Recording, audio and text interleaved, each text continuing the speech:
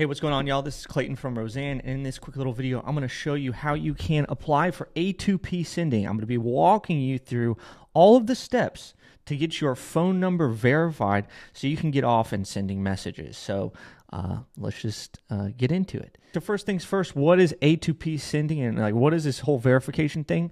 If you want to send business messages or business SMS in the U.S., you have to get your phone number verified for A2P sending. It means application to person, but basically just means if you're going to be doing any kind of automated texting or even anything that's not with like a personal cell phone, you're going to need to apply for this and you need to get it verified. Sometimes people get rejected. Sometimes people have problems. So I'm going to try to help you solve all of those in this video. I'm going to walk you through step by step and just show you all the things that people usually mess up so you can get it right, hopefully on the first time.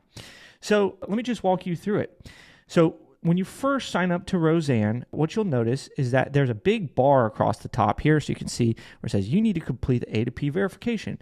So you're going to want to click that, and then it's going to bring you up on this little window, and it's going to guide you through the process. Now, you won't be able to send any messages until you actually get this approved, so very important that you do it. You can do it in like literally 5 minutes, and it'll be super easy, especially if you follow this video. All right, so the first thing that we got on here is we needed some business information. So the first one is legal business name. Now, this is the actual legal business name that you registered, like on your EIN documents. Okay. Brand name is often the name of the brand that you're going to be using for, this phone number, right? So sometimes the legal business name and brand might be slightly different or even completely different. So that's how we disambiguate here.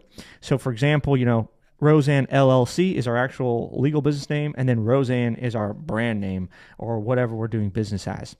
Corporate website, you want to put your brand's website in here, and typically this website domain should match the brand. So roseanne.com matches the brand Roseanne, for example. Next is business registration country. So this is wherever your actual business is registered in.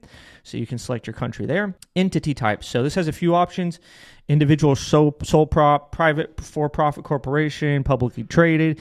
So there's a few different options, but I would say most people are probably going to be in this private for-profit corporation. If you're like an LLC or something like that, it's probably going to be this. Then you got registration type. So depending on how you register business, what country you're in, you can select one of these. Typically, if you're in the U.S. and you have a regular business, it's going to be the EIN. If you're a sole prop, it's going to be your SSN right here. Or if you're Canadian or UK or some other country where you're registered, you can choose that.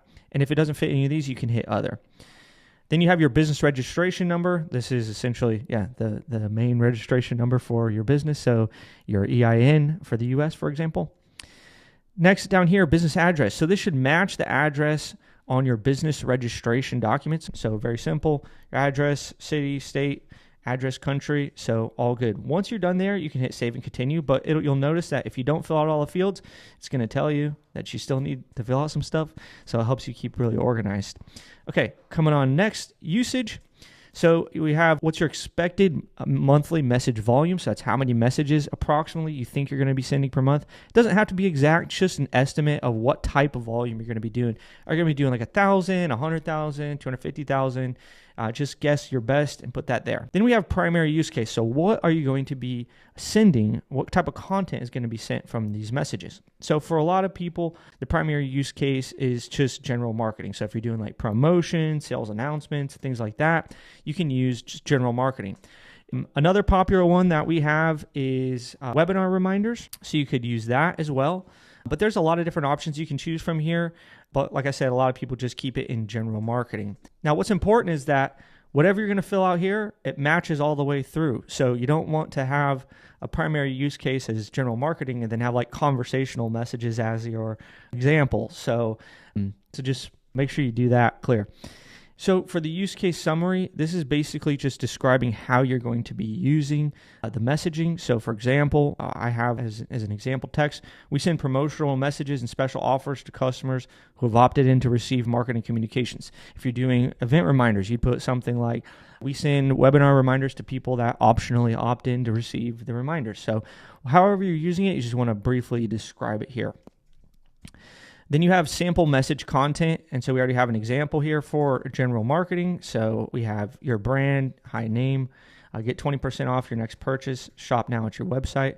And so what you want to do is you want to modify this and put your information in there. And then if you're not doing general marketing, if you're doing conversational, you want to change this to just make sure it looks like the messages that you're going to send. It should be a really good example. Now, a couple things you want to make sure to put in this sample message content. Number one, it needs to have your brand in there because the messages always have to identify the sender.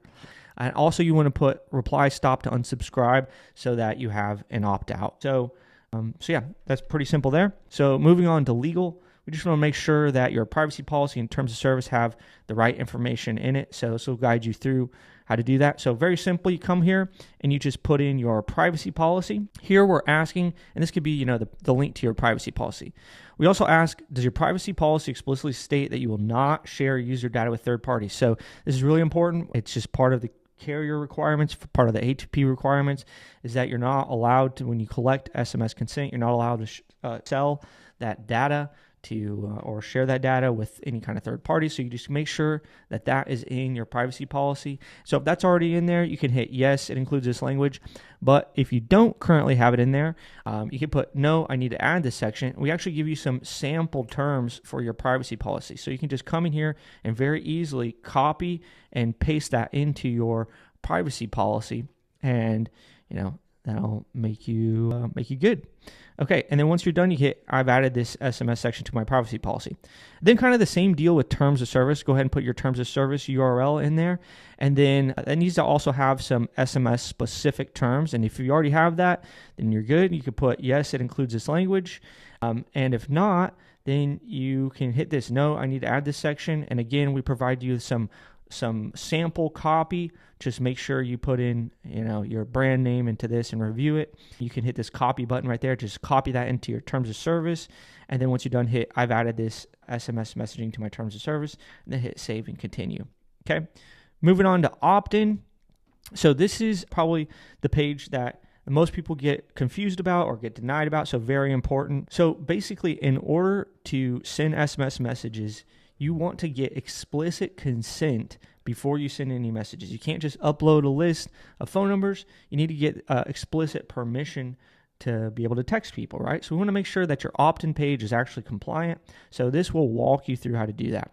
So the first thing you'll want to do is come in here and put in your opt-in page URL. And if you have like a contact page, maybe a webinar registration page, you put that here, wherever people are going to be opting in. So I'm just going to type a URL real quick, and so you can kind of see what it guides you through. So let's say people opt in on roseanne.com/optin, okay?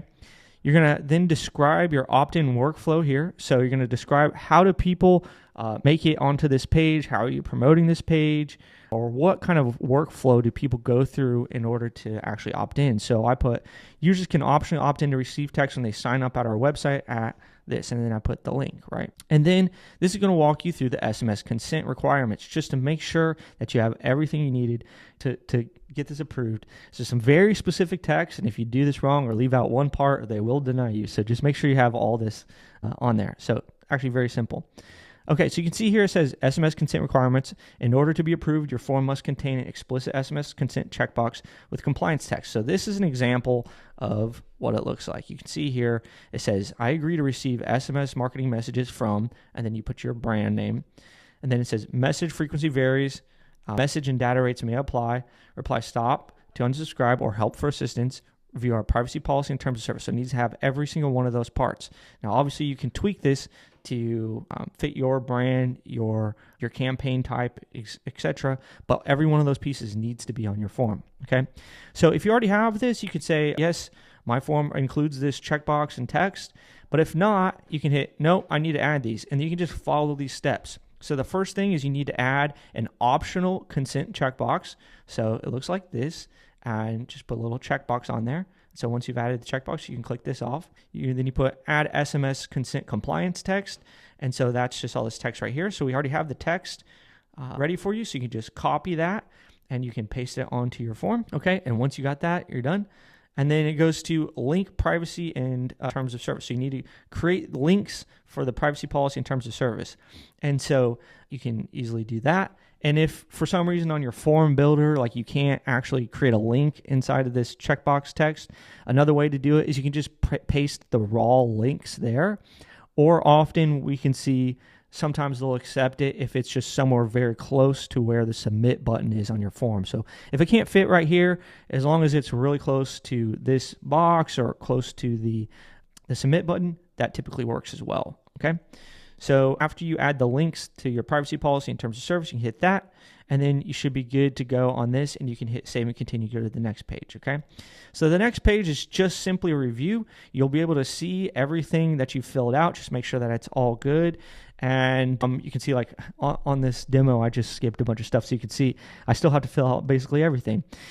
But if you filled it all right, it should look good. You come down here, review it all, and then once you're done, it says, I confirm all information provided is accurate and complete. You would click this box and you hit save and continue, and that will submit it.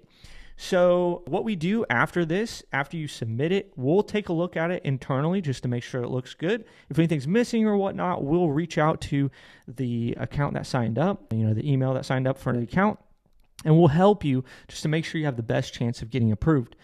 Then we'll submit it for verification. We don't do the approvals. This is a industry-wide thing. This goes to the carriers and the aggregators for approval. And once they approve it, then you'll be good to go. Typically, right now, approvals are taking about a week or less. If you have some kind of really urgent event or something like that, you can hit up our support, and sometimes we're able to expedite it for you. But if you have any questions, you can always hit us up. We help out a lot of people with verifications, people that get denied on other platforms, questions, nuances, weird things, whatever. Honestly, you can see it's very straightforward, but there are some asterisks. So if you have any questions, feel free to hit us up, and we'd love to help you out. All right. Hopefully this is helpful, and we'll see you in the next one. Cheers.